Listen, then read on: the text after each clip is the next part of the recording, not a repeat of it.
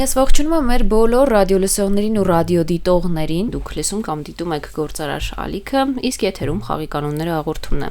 Հիշեցնեմ, որ այն իրականացվում է մրցակցության եւ Սպառողների շահերի պաշտպանության հանձնաժողովի հետ համատեղ, իսկ մեր այսօրվա հյուրերն են հանձնաժողովի նախագահի օգնական Աստղիկ Բաղրամյանը, բարև ձեզ։ Բարև ձեզ։ Եվ հանձնաժողովի Սպառողների շահերի պաշտպանության վարչության վերլուծության եւ ոլորտային զարգացման բաժնի պետ Սոնա Խաչատրյանը, բարև ձեզ։ Բարև ձեզ։ Օգոստոսի 1-ից ապրանքների գնի ներկայացման նոր կանոններ են սահմանվել տնտեսվարող սուբյեկտների համար եւ արդեն սպառողները հնարավորություն ունեն գնապիտակների վրա տեսնել ոչ միայն ապրանքի վաճառքի գինը, այլև մեկ միավորի գինը։ Այսինքն, օրինակ, եթե ցանկանում եմ որպես սպառող գնել 300 գրամ կշռող թթվասեր, այդ դեպքում պետք է նաև գնապիտակի վրա ես տեսնեմ 1 կիլոգրամի արժեքը։ Եվ այս փոփոխությունների մասին մենք նոր չէ որ խոսում ենք այս տաղավարից բազմիցս հանձնաժողովի ներկայացուցիչները խոսել են այդ մասին եւ մեր ունկնդիրներն ու ակնդիրները իրազեկ են այդ թեմային, բայց այնուամենայնիվ այս օրենքի կիրարկման փուլում կային տարաբնույթ հարցեր, որոնց պատասխանը մենք այս հաղորդման շրջանակներում կտանք ձեր օգնությամբ, եւ ես կուզեմ նախ ներկայացնենք թե ինչ է գնանշումը եւ ինչու էր անհրաժեշտ հատկապես այս փուլում գնանշման նոր կանոնների սահմանումը։ Շատ լավ, շնորհակալ եմ հարցի համար։ Տեսեք, ինչ է գնանշումը։ Գնանշումը այն տեղեկատվությունն է, ընդհանուր առմամբ, իրենց ենթադրում է տեղեկատվություն, որը տնտեսավարող սուբյեկտը պարտավոր է տրամադրել սպառողներին իր կողմից առաջարկվող ապրանքների կամ ծառայությունների վերաբերյալ։ Սակայն սա ոչ միայն, թվային արժեք ներկայացնող մեծություն է իրենց ենթադրում, այլ նաև միջոց է սպառողների համար ճիշտ կողմնորոշվել եւ հասկանալ ապրանքի ընտրություն կատարելիս։ Ինչ կատարվեց օրենսդրական փոփոխությունների արդյունքում, եթե նախկինում ենք մտնում ենք խոշոր առևտրի օբյեկտներ եւ տեսնում էինք տեղադրված ապրանքների մասով, միայն մեկ գին էր ըստ էության նշված, այսինքն վաճառքի գին էր, որը որ վաճառողը կամ արտադրողը իրացնում է այդ ապրանքը սպառողներին, ապա նկատած կլինեն մեր սպառողները, որ արդեն բացի այդ վաճառքի հիմնական գնից արկա է նաև մեկ այլ գնանշում։ Դա հենց միավոր գնի նշումն է։ Ինչ է իրենից ենթադրում միավոր գնի նշումը։ Նորից օրինակի վրա փորձեմ բացատրել։ Եթե նախկինում, կարող էին իրար կողքնույն դարակաշարի վրա տեղադրված լինել երկու ապրանքներ, օրինակ պահածոներ կամ թթվասեր, ինչպես նշեցիք, մեկը 300 գրամ օրինակ քաշով, մեկը 400 գրամ քաշով եւ ունենալ տարբեր արժեքներ։ Այս տեսանկյունից սպառողը կարող էր դժվարություն ունենալ հասկանալու եւ համեմատելու այդ ապրանքների իրական արժեքները եւ հասկանալու թե տնտեսապես իրեն որ ապրանքը գնելն է ավելի հարմար։ Եվ բարդություն էր առաջանում եւ ստիպված սպառողը որպեսի այդ որոշումը կայացներ ինքն էր հաշվարկում այդ միավոր գինը իր համար նախընտրելի ապրանքը ընտրելիս։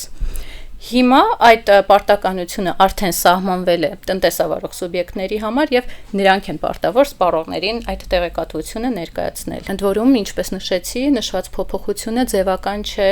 այն բովանդակային կարևոր նշանակություն ունի եւ օգնում է, ինչպես նշեցի, առաջին հերթին սպառողներին տեղեկացված եւ ճիշտ որոշում կայացնելու համար եւ այդ տեսանկյունից պարտադրում է տնտեսավարող սուբյեկտներին գործել առավել թափանցիկ, նպաստելով նաև այդ տեսանկյունից առավել արդար մրցակցային միջավայրի ապահովմանը։ Իսկ ինչ փոխվեց օգոստոսի 1-ից ապրանքների գների ներկայացման հարցում եւ որ դեպքում է արդեն պարտադիր դարձել, որ պիտի այդ միավոր գինը ներկայացված լինի։ Տեսեք, ուրեմն ունենք ընդհանուր կանոն փոփոխություններից հետո, ընդհանուր կանոնը հետևյալն է, պետք է սպառողի առջև ներկայացված լինի ապրանքը, վաճառքի գնի եւ միավոր գնի համաժամանակյա տեսանելիության պայմաններում։ Այսինքն, ինչպես գործընկերս նշեց, նախկինում վաճառքի գինը ինքնին նշելը բավարար էր, բայց փոփոխություններից հետո միավոր գինը նշելը արդեն իսկ ընդհանուր պահանջ է բոլոր ապրանքների առնչությամբ։ Միևնույն ժամանակ օրենքով նախատեսվել են որոշակի առանձնահատկություններ կոնկրետ ապրանքների մասով եւ որոշակի բացառություններ ընդհանուր կանոնից։ Առաջինը փորձեմ անդրադառնալ առանձնահատկություններին, միավոր գնի առանձնահատկությունը, որն է մատնանշման, այն դեպքերում, երբ որ գործ ունենք այնպիսի ապրանքի հետ, որը իրացվում է ապրանքի նպատակային նշանակությունից դուրս հեղուկի հետ միասին, օրինակ պահածոյացված վարունգի մասին խոսենք։ Եթե հարկավոր է նշել պահածոյացված վարունգի միավոր գինը, այս դեպքում միավոր գնի հաշվարկման հիմքում դրվում է ոչ թե պահածոյացված վարունգ եւ նրա մեջ ներառված հեղուկի միավոր գինը, այլ միայն պահածոյացված վարունգի գինը, որպեսզի սպառողը վարունգ ձեռք բերելիս հասկանա, թե իրականում ինչքան է վճարում հենց առանց հեղուկի տվյալ ապրանքի համար։ Երկրորդ առանձնահատկությունը վերաբերում է վաճառքի գնին ապրանքի, մասնավորապես այն ապրանքները, որոնց ձեռքբերումը ենթադրում է նաև հավելյալ որևէ ծառայության ձեռքբերում, օրինակ ձեռք ենք բերում օթորակիչ եւ դա ենթադրում է նաև օթորակիչի տեղադրման ծառայություն, որը ներառված է ապրանքի արժեքի մեջ, այդ մասին պետք է սպառողը հստակ տեղեկատվություն ունենա, այսինքն ներկայացված լինի եւ առանձին օթորակիչի արժեքը եւ այդ տեղադրման ծառայության արժեքը։ Միևնույն ժամանակ փոփոխություններով հստակ նախատեսվել են նաև կարգավորումներ ծառայությունների մատուցման եւ աշխատանքների կատարման փաթեթների առնչությամբ, մասնավորապես այս փաթեթների արժեքները ներկայացնելիս պետք է փաթեթի մեջ ներառված յուրաքանչյուր ծառայության արժեքը առանձին մատնանշել, միևնույն ժամանակ նաև աշխատանքի առանձին արժեքը մատնանշել, իսկ եթե կա որոշակի անհնարինություն, որը ունի օբյեկտիվ հիմքեր, այս դեպքում տնտեսավարող սուբյեկտները կարող են նշել միայն այդ փաթեթի արժեքի ձևավորման տրամաբանությունը եւ ինքնին դրա մատնանշումը արդեն իսկ բավարար կլինի եւ օրենսդրության պահանջները կատարված կհամարվեն։ Ունենք նաև, ինչպես նշեցի, բացառություններ ընդհանուր կանոնից, մասնավորապես վաճառքի գնի եւ միավոր գնի կանոնները չեն տարածվում օրինակ շուկաներում վաճառքի դեպքերի վրա, տոնավաճառներում, ցուցահանդես վաճառքներում, ապրանքների իրացման դեպքերի վրա, որովհետեւ այստեղ այլ կանոններ են գործում։ Եվ օրինակ միավոր գնի պահանջը չի գործում որ դեպքերում, երբ որ վաճառքի գինը եւ միավոր գինը համընկնում են, օրինակ ապրանքը հենց ներկայացված է վաճառքի, որ ձեռք ես բերելու միավորով, այսինքն օրինակ շոկոլադե սալիկը վաճառվում է 1 հատով, դրա միավոր գինը նշելու դեպքում միևնույն գինը պետք է մատնանշվեր, ինչը որ վաճառքի գինն էր, այս դեպքում իմաստազրկվում է կարգավորումները, ուստի անհրաժեշտությունը բացակայում է մատնանշելու լրացուցիչ, ունենք եւս երկու բացառություններ, մասնավորապես այն ապրանքները, որոնք ունեն 50 գրամից ավելի պակաս քաշ կամ 50 մլ-ից ավելի փոքր ծավալ, այս ապրանքների դեպքում կրկին միավոր գինը մատնանշելու անհրաժեշտությունը բացակայում է, հաշվի առնելով դրանց փոքր չափերը եւ ծավալները, որ անհրաժեշտություն չկա միավոր գինը լրացուցիչ նշելու։ Եվ ունենք եւս մեկ բացառություն, դա վերաբերում է ապրանքների հավաքածուներին, բայց խոսքը վերաբերում է այն հավաքածուներին, որտեղ որ չկա որևէ ներառված ապրանք, որի արժեքը առանձին վերցված չի գերազանցում ընդհանուր հավաքածուի արժեքի 90%-ը։ Այսինքն չկա որևէ ապրանք տվյալ հավաքածուում, որի արժեքը կարող է ուղենիշային լինել սպառողի համար իր ընտրությունը կատարելու տեսանկյունից։ Եվ եւս մեկ բացառություն, որը վերաբերում է արդեն ապրանքի վաճառքի գինը նշելու պահանջին, այն դեպքում, երբ որ վաճառվում է չկշռափաթեթավորված ապրանք, այս ապրանքների դեպքում հնարավոր չէ օբյեկտիվորեն նշել վաճառքի գինը, այն պարզ պատճառով, որ քանի դեռ ապրանքը ներկայացված է միավոր գնով եւ տնտեսավարող սուբյեկտի աշխատակիցը պայմանական չի կշռափաթեթավորել, չի կշռել, փաթեթավորել ապրանքը, այդ մինչ այդ վաճառքի գինը դեռևս գեներացված չէ, ուստի վաճառքի գինը ներկայացնելը հնարավոր չէ։ Իսկ այդ գինը եւ վաճառքի եւ միավոր, հա, գինը որտեղ պետք է տեսնենք, որտեղ է սահմանված, որ պիտի լինի այդ գինը նշված։ Տեսեք, միավոր գինը եւ վաճառքի գինը պետք է լինի սպառողի աչքի առաջ։ Հենց սրան են հանգում օրենսդրական փոփոխությունների ողջ տրամաբանությունը։ Այսինքն պետք է սպառողը որևէ լրացուցիչ ջանքեր չգործադրի, որպեսզի կարողանա հայթայթել միավոր գինը եւ բացահայտել այն տեղեկատվությունը, որը օրենքով իրեն պետք է հասանելի լինի։ Այսինքն գնի մատուցումը եւ միավոր գնի եւ վաճառքի գնի մատուցումը պետք է լինի հնարավորինս հանրամատչելի, ընթերնելի տարբերակով, միևնույն ժամանակ նշեմ, որ այս պահանջները տարածվում են նաև էլեկտրոնային առևտրային հարթակներում գների ներկայացման նկատմամբ, որովհետև հաշվի առնելով թվայնացման տենդեցները եւ այն, որ տնտեսավարող սուբյեկտները գրեթե հավասար կերպով գործունեություն են ծավալում նաև on-line տիրույթներում եւ սպառողներն էլ շատ են օգտվում on-line տիրույթում առևտրի ծառայություններից, գները պետք է նաև նույն կերպ ընթերնելի եւ մատչելի տարբերակով ներկայացված լինեն նաև on-line հարթակում, այսինքն գինը պետք է օրինակ եւ միավոր գինը եւ վաճառքի գինը պետք է ունենան տեսանելի տառաչափեր, պետք է օրինակ միավոր գինը տեսնելու համար օգնության չկանչի սպառողը աշխատակցին, որպեսզի վերջինս մատնացույց անի, թե որտեղ է պայմանական վաճառքի գինը կամ միավորի գինը ներկայացված, կամ օրինակ on-line հարթակների դեպքում չպետք է սպառողը լրացուցիչ գործողություններ իրականացնի, օրինակ ինչ-որ պատուհաններ բացի, կամ օրինակ լրացուցիչ համաձայնություններ տա, որպեսզի հասանելիություն ունենա միավոր գնին։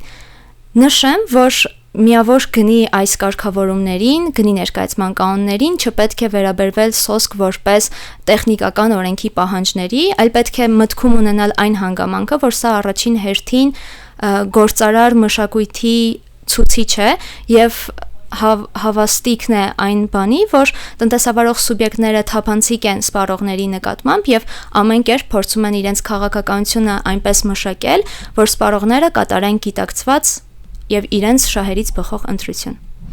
Իսկ հետաքրքիր է, տարբեր տեսակի ապրանքների դեպքում ինչպես պետք է տնտեսվարող սուբյեկտները կողմնորոշվեն, թե ինչ չափման միավոր պիտի օգտագործեն։ Տեսեք, միասնական չափման միավորի սահմանում կոնկրետ ապրանքների համար իրականում անիրատեսական է եւ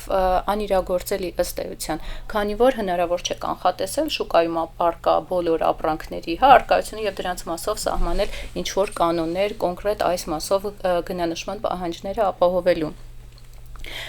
Իհարկե, եւ այս տեսանկյունից տնտեսավարողները առավելապես պետք է առաջնորդվեն գործարար շրջանառության սովորույթներով, ընդհանուր առմամբ տնտեսական գործունեության շրջանակում,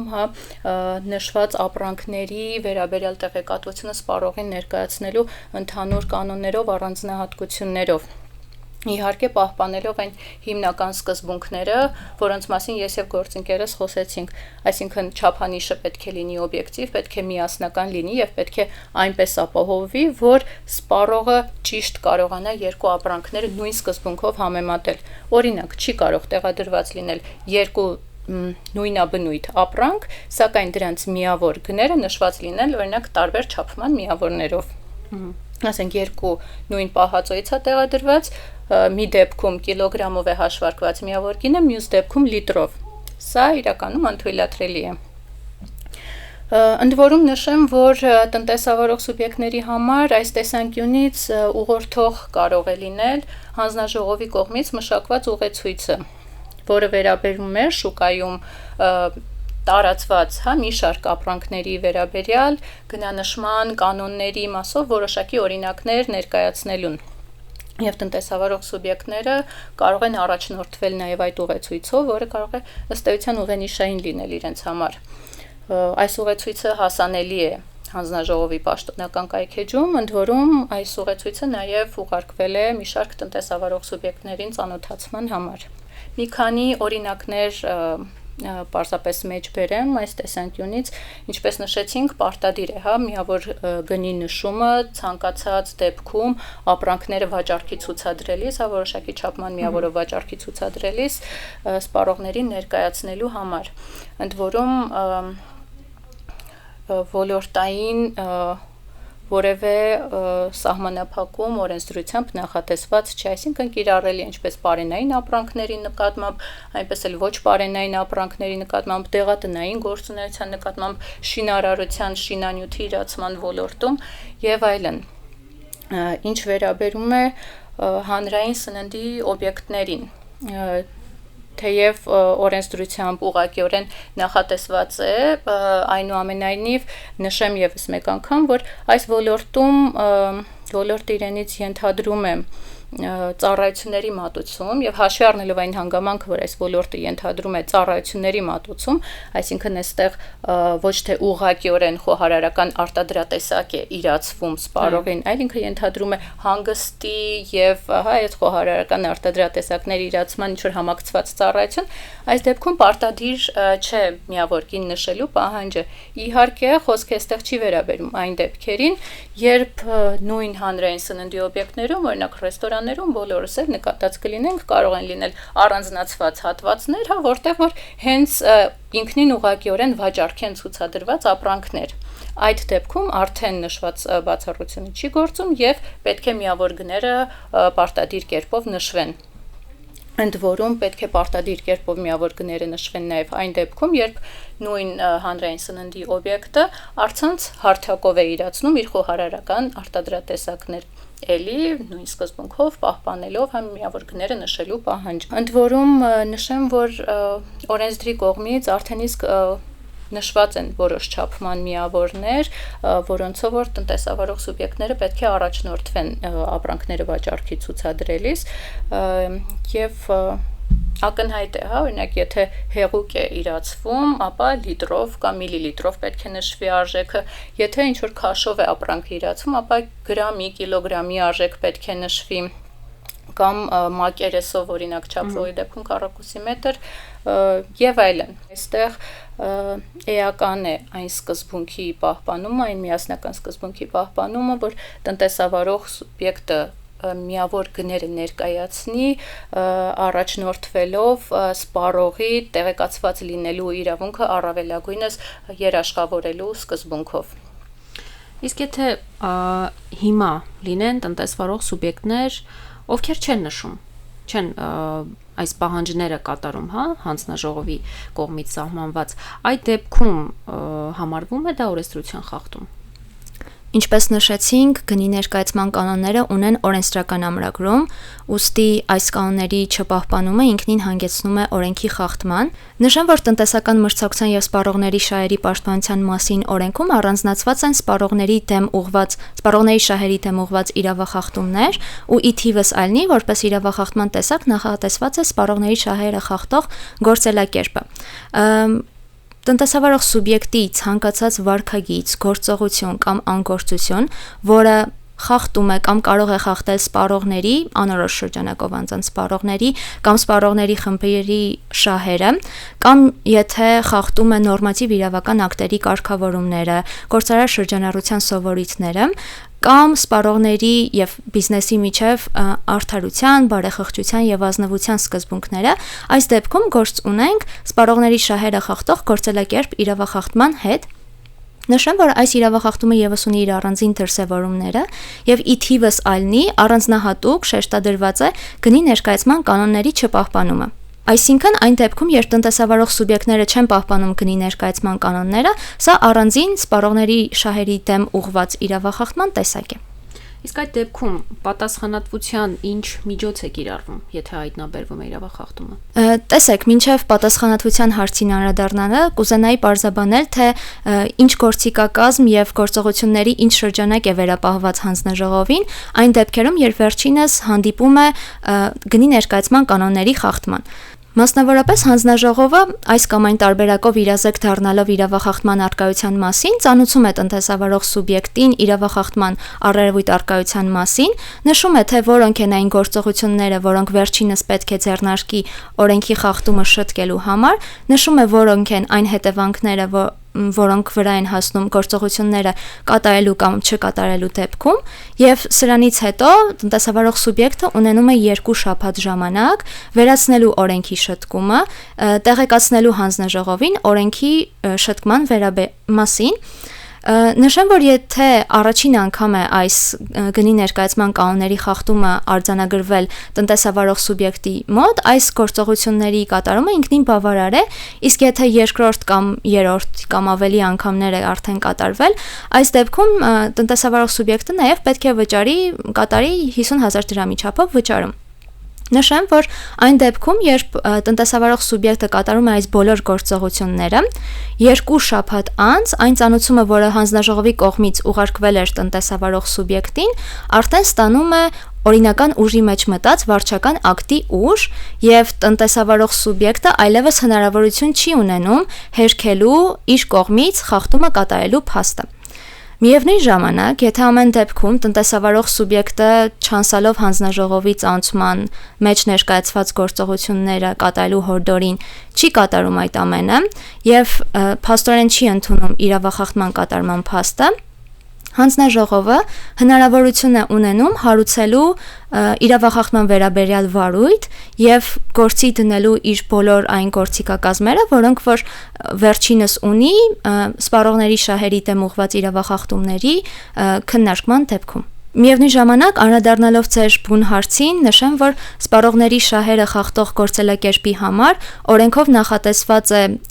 որպես պատասխանատվության միջոց տուգանքը մինչև տնտեսավարող սուբյեկտի նախորդ տարվա հասույթի մինչև 5%-ը։ Միևնույն ժամանակ, հանձնաժողովը, որը ունի ենթաօրենսդրական նորմատիվ ակտ, որով սահմանում է տուգանքի հաշվարկման մեթոդաբանությունը,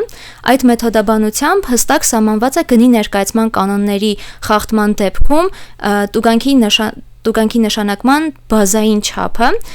որը կազմում է 1 միլիոն դրամ։ Ինչ է սա նշանակում, ստացվում է, որ հանձնաժողովը տուգանք նշանակելիս որպես ելակետ պետք է ընդունի այդ 1 միլիոն դրամը եւ դրանից հաշվարկի տուգանքի վերջնական չափը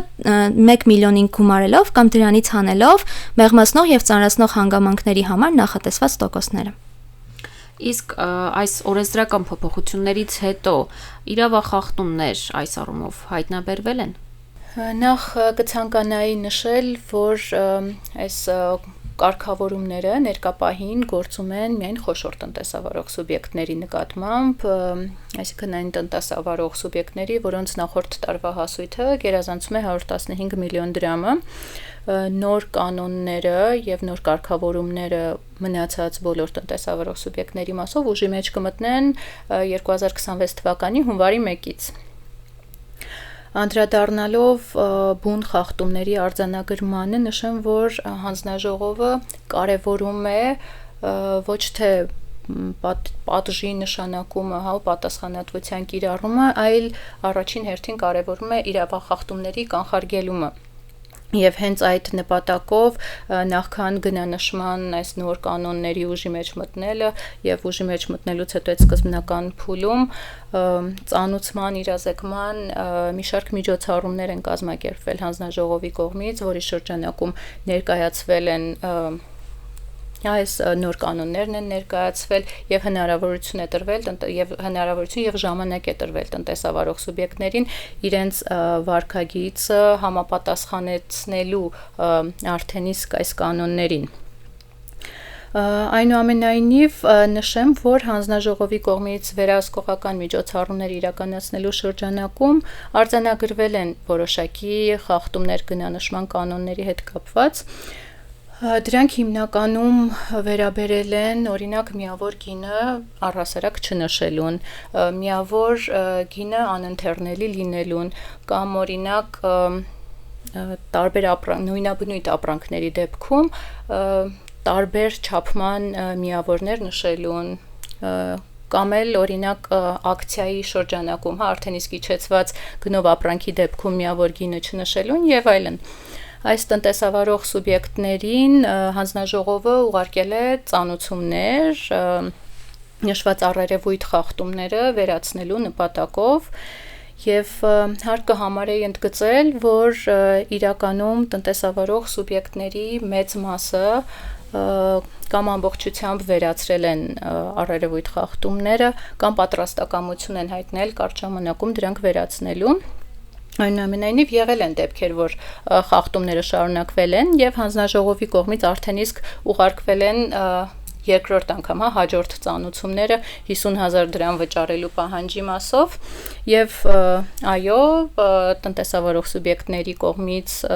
նշված իրավախախտ վարքագիծը շարունակվելու դեպքում իրականում հանձնաժողովը իրավասու է նաև ընդհանուր հիմունքներով վարույթ հարուցելու եւ պատասխանատվության միջոց կիրառելու, ինչպես գործընկերս նշեց։ Եվ այս տեսանկյունից կոչ ենք անում բոլոր տնտեսավարող սուբյեկտներին պահպանելու գնանշման վերաբերյալ կանոնները եւ առաջնորդվել այն գաղափարով, որ այս նոր կանոնների սահմանումը ոչ թե ավելորդ ծանրաբեռնվածություն է նրանց համար, այլ սպառողներին առավել թափանցիկ ներկայանալու միջոց եւ այս տեսանկյունից նպաստելով նաեւ առավել արդար մրցակցային միջավայրի ապահովմանը։ Եվ հենց այս տեսանկյունից նաեւ հորդորում ենք սպառողներին իրենց շահերը խախտող ցանկացած գործելակերպի առնչվելու պարագայում, այդ թվում ապրանքի գնանշման վերաբերյալ կանոնների խախտումներին առնչվելու պարագայում իրենց բողոքը ներկայացնել հանձնաժողովին սպառողի օգնական հարթակի միջոցով։ Շնորհակալություն։ Շնորհակալություն։ Ես մեր ռադիո լսողներին ու ռադիոդիտողներին հիշեցնեմ, որ դուք լսում կամ դիտում եք Գործարար ալիքը, եթերում խաղի կանոնները հաղորդումներ, իսկ մեր հաղորդման այսօրվա հյուրերն էին հանձնաժողովի նախագահի օգնական Աստղիկ Բաղրամյանը եւ Սպառողների շահերի պաշտպանության վարչության վերլուծության եւ ոլորտային զարգացման բաժնի պետ Սոնա Խաչատրյանը։ Շարունակեք մեզ լսել։